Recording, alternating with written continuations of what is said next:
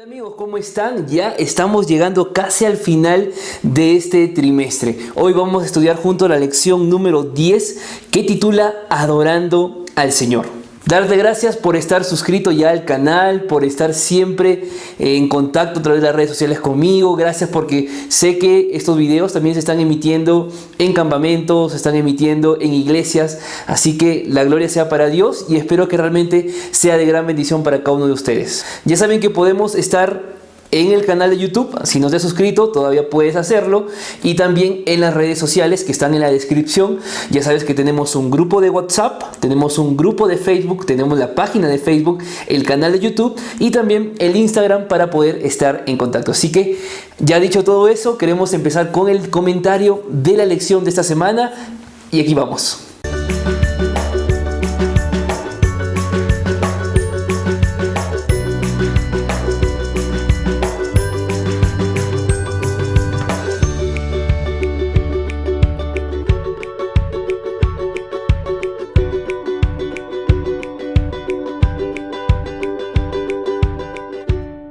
El propósito de la lección para esta semana, queridos hermanos, es saber cómo adoraba el pueblo de Israel y cómo esa adoración nos puede servir a nosotros para adorar correctamente a Dios. Y antes de enseñar y comentarles las 3 lecciones que he podido extraer de esta lección, me gustaría en primer lugar mencionar por qué es importante estudiar el tema de la adoración a Dios.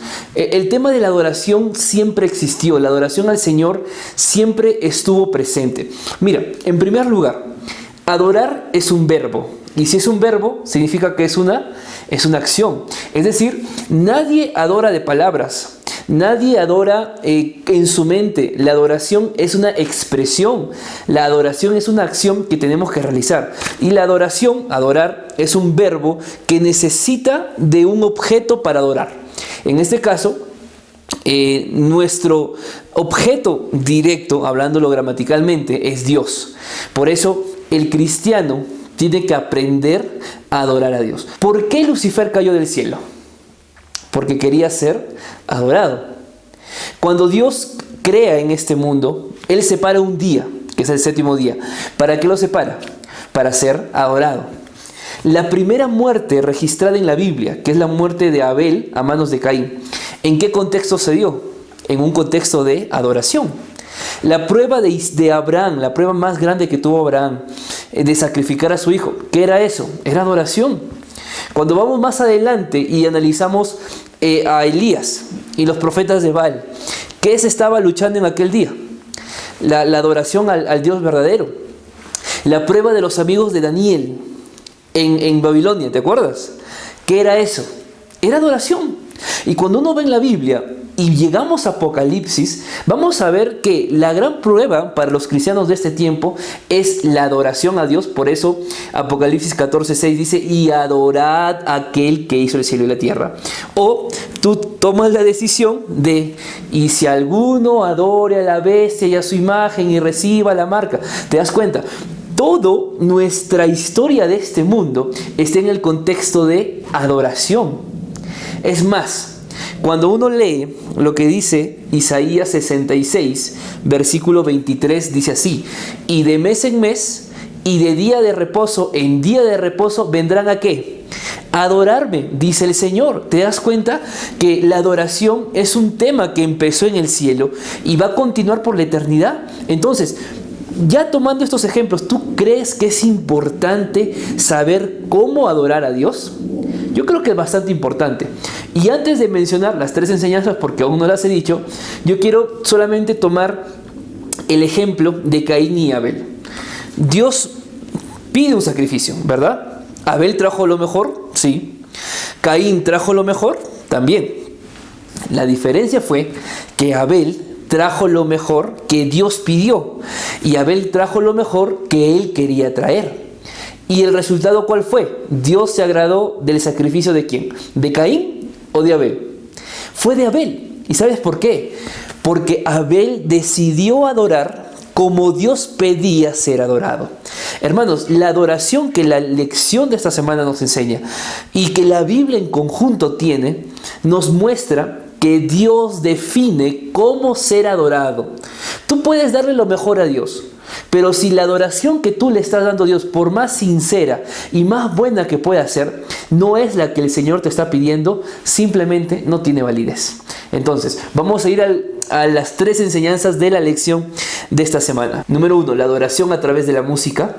Número 2, la adoración a través de los sacrificios. Y número 3, la adoración a través de los sacerdotes y los levitas.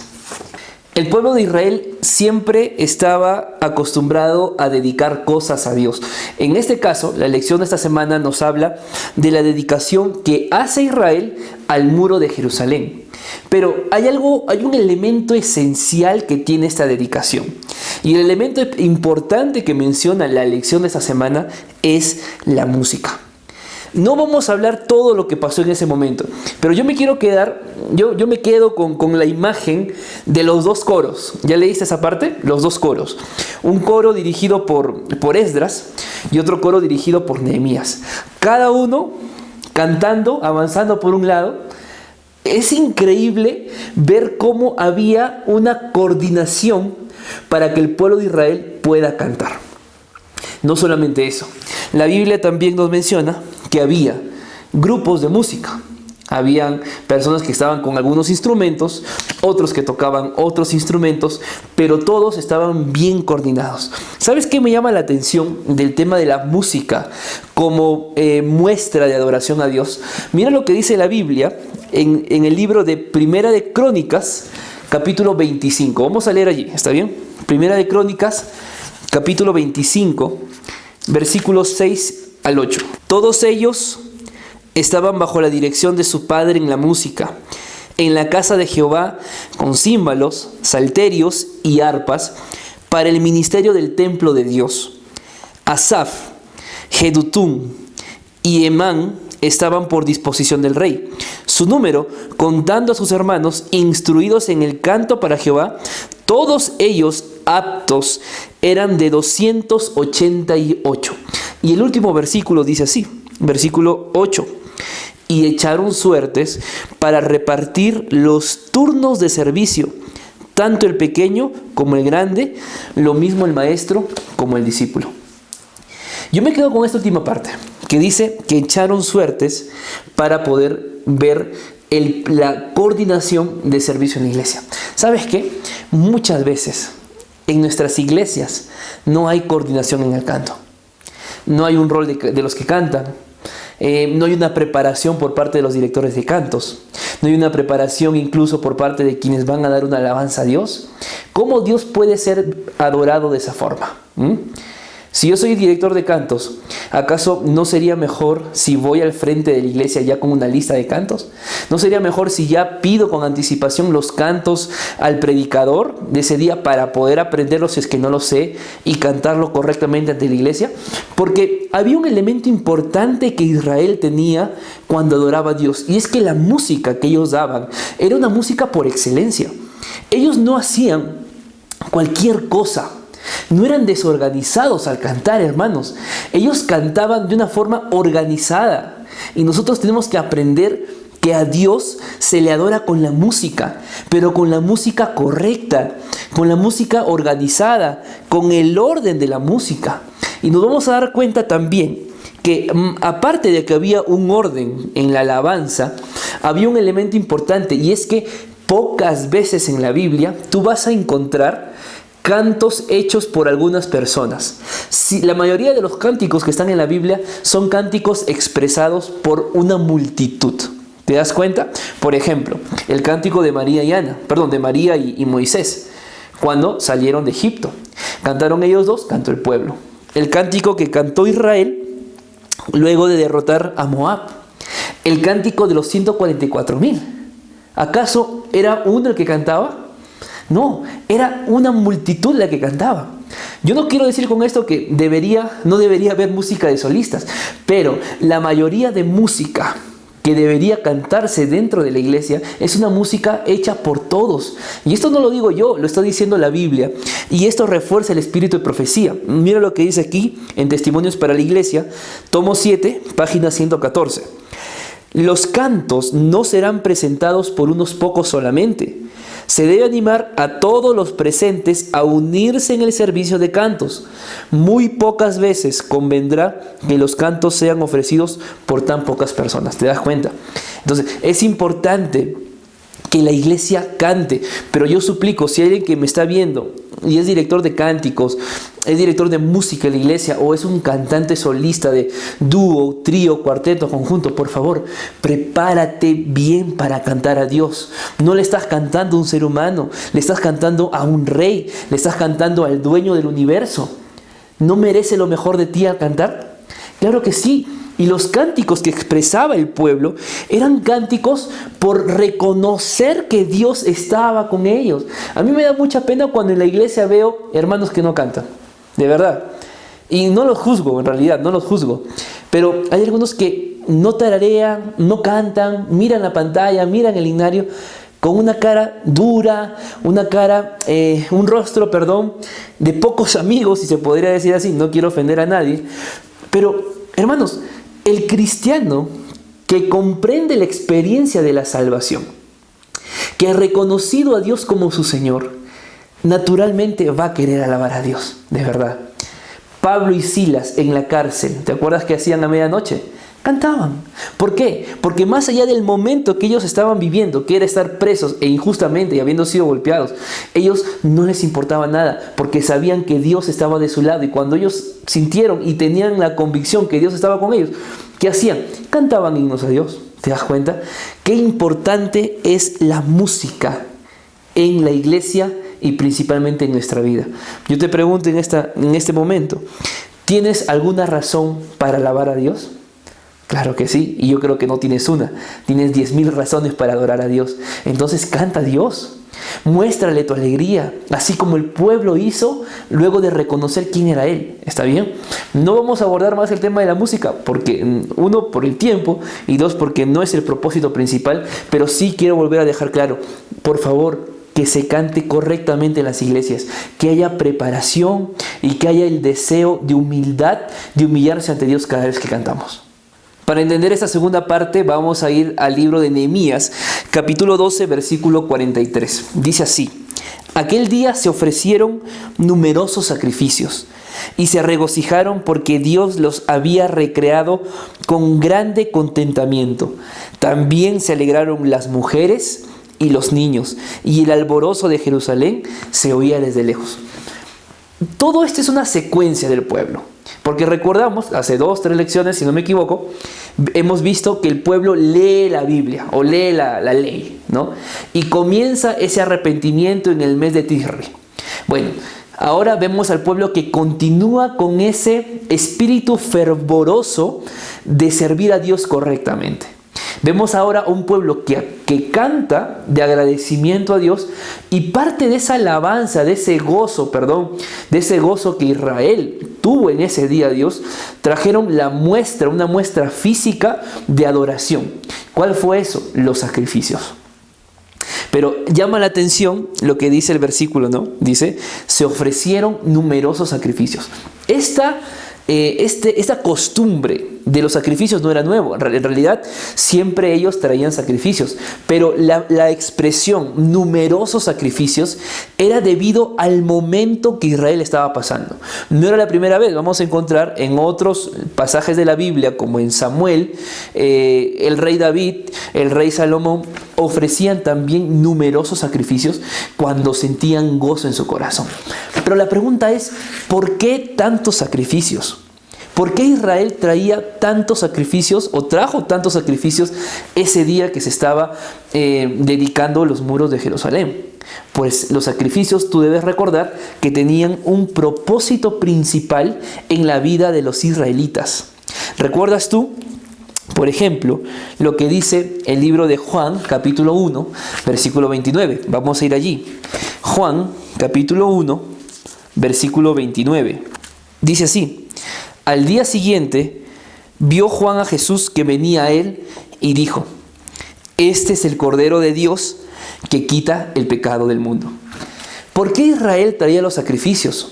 No porque en los sacrificios ellos encontraban el perdón de sus pecados, sino que en los sacrificios se encontraban la esperanza Y esa esperanza les traía gozo en su corazón de saber que un cordero, ese cordero que estaba muriendo, era símbolo de un cordero que vendría a librarlos del pecado y, bueno, muchos creían de la opresión romana que había en ese tiempo.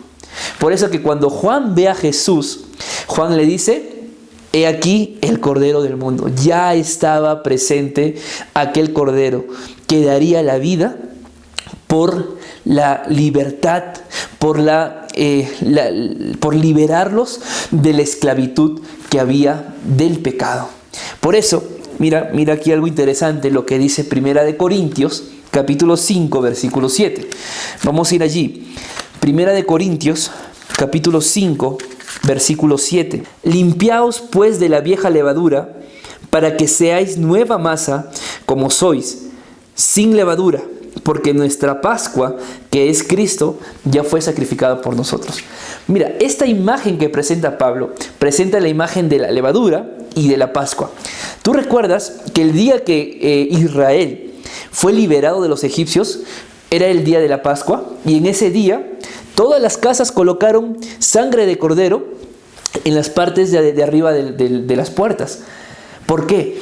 Porque un ángel pasó aquel día, y aquella casa que no tenía manchada de sangre, esa casa lamentablemente sufriría la pérdida de los primogénitos. ¿Por qué menciono esto?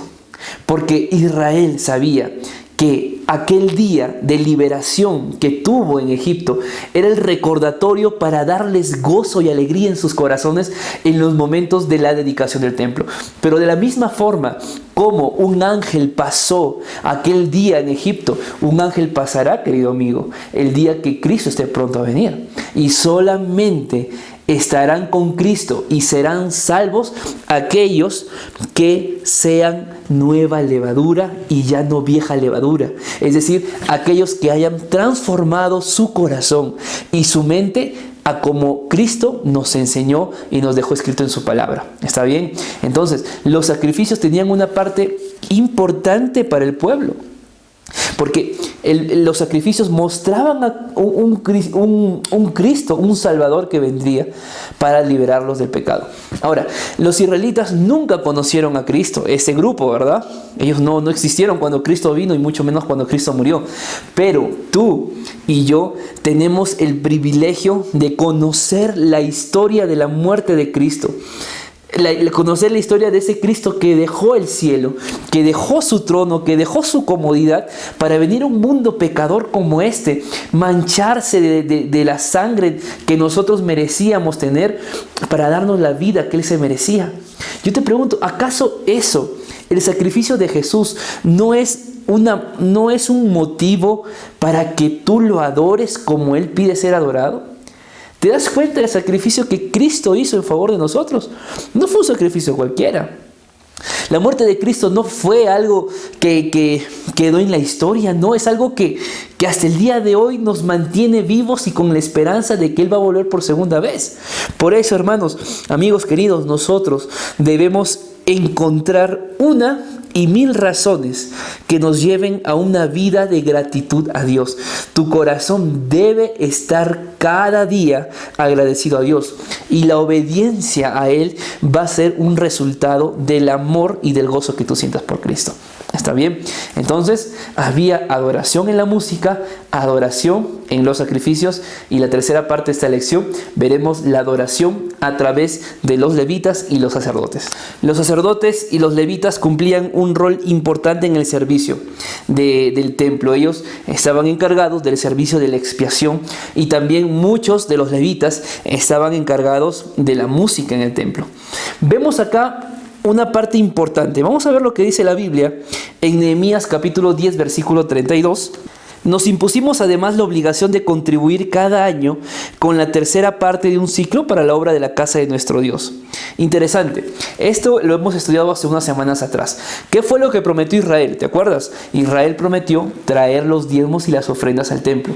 Y lo que vemos en este momento, en la lección de esta semana, vemos justamente al pueblo de Dios trayendo los diezmos y las ofrendas como ellos habían prometido. ¿Por qué menciono esto? Porque el pueblo estaba contento con el trabajo de los sacerdotes, con el trabajo de los levitas que habían realizado. Pero no solamente eso, sino que ese contentamiento hizo que Israel cumpliera con el voto de traer lo que ellos habían prometido a Dios.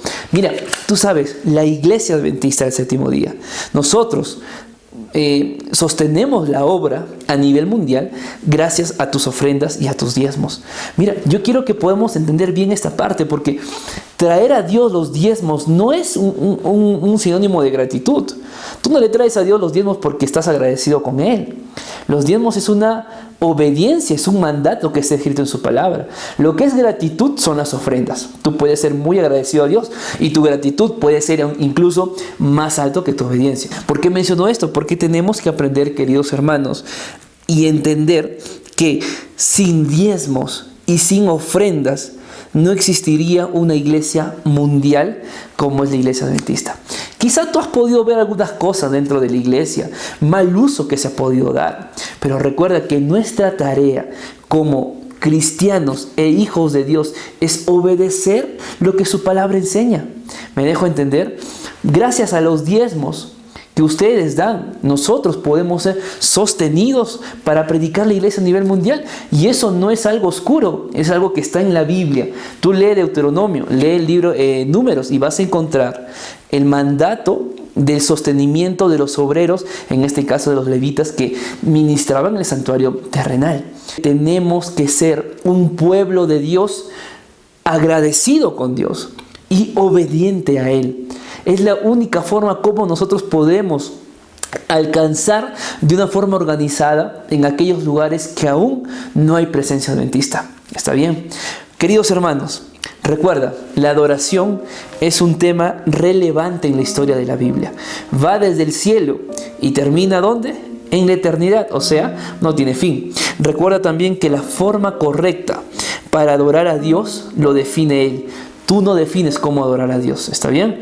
En tercer lugar, recuerda que los milagros de Dios en tu vida deben ser un impulso para que tú lo adores de una forma natural. Y finalmente recuerda que el gozo por el Señor, la alegría que tú sientes por Dios, esa misericordia que tú has visto en Dios debe llevarte a ser fiel, a ser obediente en los diezmos y en las ofrendas, querido hermano. ¿Está bien?